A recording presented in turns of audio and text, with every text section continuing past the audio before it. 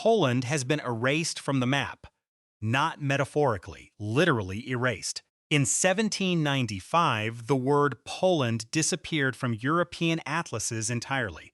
Three empires carved up the territory between themselves and simply stopped acknowledging it as a place. For 123 years, no country by that name officially existed, and yet here it is, a country of 38 million people, the sixth largest economy in the European Union, and by 2026, the single highest per capita military spender among all NATO members on the eastern flank. A state that was deleted is now one of the most heavily armed nations in Europe. The question isn't how Poland survived. The question is why it keeps having to. The answer is a single terrain feature, one that made Poland wealthy, then made everything it built impossible to hold. Look at a topographic map of Europe. The Alps seal off the south. The Pyrenees block the Iberian Peninsula. The English Channel separates Britain. Scandinavia fades into fjords and boreal forest. And then there is a wide, flat band running from northern France, across Belgium and Germany, through Poland, and stretching east into Russia and Ukraine. No mountains, no rivers oriented to form a natural barrier, no narrow passes, no defensible coastline, no geographic choke point of any significance, just open, continuous ground. This is the North European plain. And for most of human history, open ground meant one thing: armies move easily here. France sits at the western end of this corridor, and the French answer was to build a centralized state powerful enough to defend it, then project force outward, making the problem someone else's problem. Germany occupies the middle section, and German history is in many ways a long argument about who controls this flat space. Russia anchors the eastern end, and Russian strategic doctrine across 3 centuries has revolved around one insight: push the borders westward, because the plain offers no defensible position short of the Oder River. Poland sits in the exact center of all of this. Open ground between two great powers that both want to control the same corridor. But here's the problem. That corridor used to be the entire point. For several centuries, Poland was one of Europe's dominant states. The Polish-Lithuanian Commonwealth, at its peak in the early 17th century, stretched from the Baltic Sea to the Black Sea, a territory larger than France and Spain combined. Warsaw was a cosmopolitan capital, a center of printing and unusual religious pluralism for the era. Polish heavy cavalry, the Husaria, was the most feared mounted force on the continent. The flat ground that later made Poland catastrophically vulnerable was, in this era, an agricultural advantage. The North European plain holds some of the richest soil in Europe. Farmland that reliably produces, sustains dense populations, feeds armies, and generates the surplus that builds cities and finances states. The same flatness that later let foreign armies march through also let grain move easily to market, and rivers run slow enough to be navigable year-round. Poland wasn't a victim of its geography in the 17th century. It was a beneficiary of it. And then the neighbors modernized. Poland's collapse, when it came, was almost overdetermined. What's striking is how systematically it was engineered. In 1772, the first partition. Russia, Prussia, and Austria coordinated, agreed on territories, and took slices of Poland by diplomacy. No declaration of war, no conquest. They just redrew the lines. In 1793, a second partition took more. In 1775, the third partition erased what remained. Poland was divided among 3 empires and removed from the map. The mechanism wasn't primarily military defeat. It was political. The Polish nobility had built a legislative system called the liberum veto, where a single member of parliament, the Sejm, could block any legislation or dissolve the entire session by simply objecting. One man's dissent could paralyze the state. For nearly 2 centuries, this kept Poland nearly ungovernable.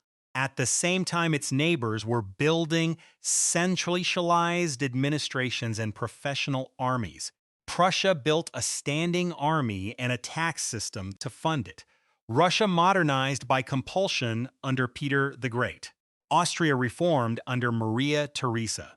And Poland, unable to pass a budget, field a standing army, or coordinate a strategic response, watched the gap widen every decade until the gap became a partition. The geography set the trap. The political system walked into it. That should have been the end of it. It wasn't. This part doesn't make most history textbooks. The empires that divided Poland spent the next 123 years trying to erase not just the state, but the identity behind it.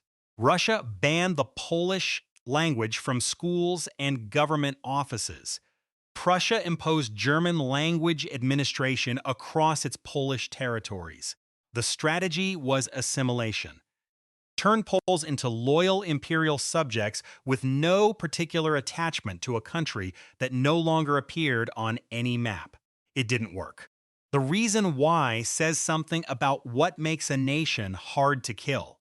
I've spent time going through the census records from this period, and one pattern keeps nagging.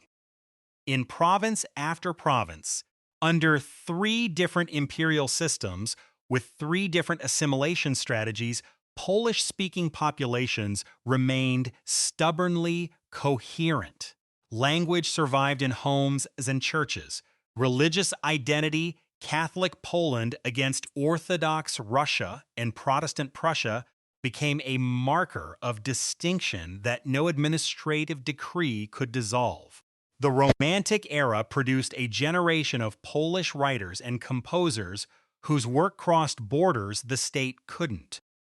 Chopin's nocturnes, Mickiewicz's epic poetry. A portable nation.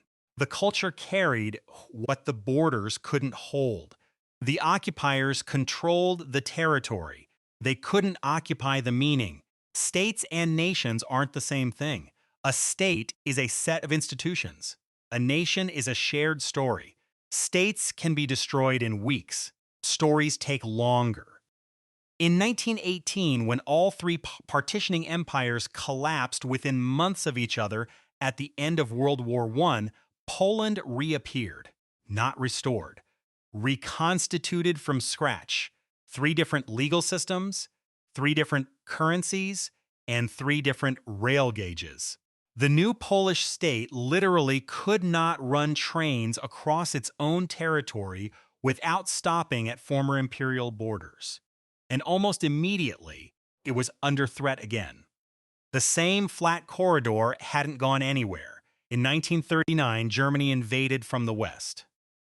17 days later, the Soviet Union invaded from the east. Both powers were operating from the same logic as the partitioning empires 150 years earlier. Plain is flat, Poland is in the middle, and whoever controls the corridor controls Central Europe.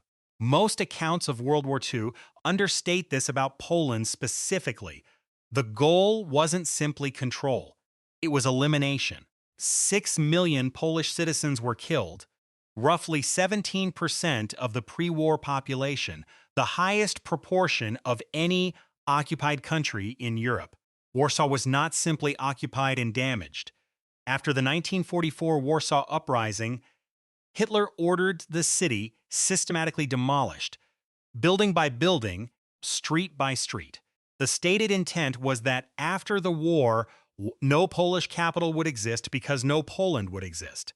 The plan was deletion. Again. And then Poland came back. Again. The geography turns out to be more complicated than a simple curse.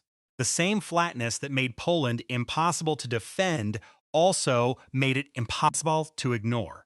Any power seeking to dominate Central Europe needs to control the Polish plain, which means Poland. Even when it didn't officially exist, was never strategically irrelevant. It was always the prize, always the corridor, and territories that are perpetually contested tend to dig in.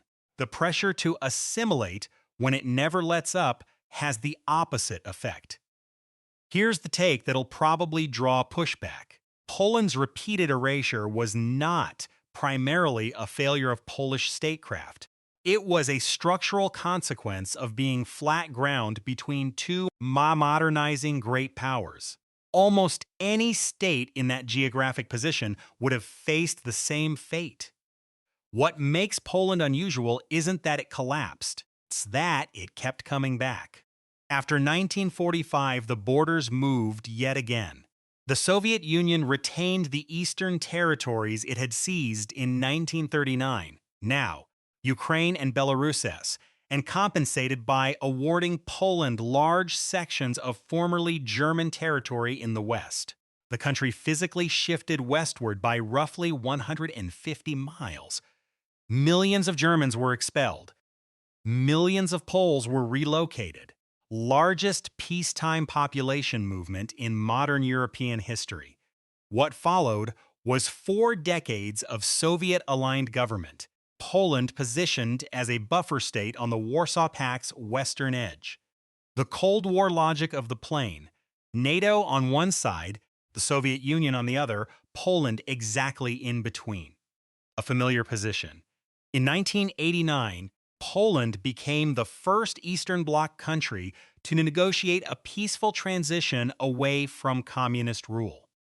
The Solidarity Movement, a labor union that became a national political force, demonstrated the same pattern again.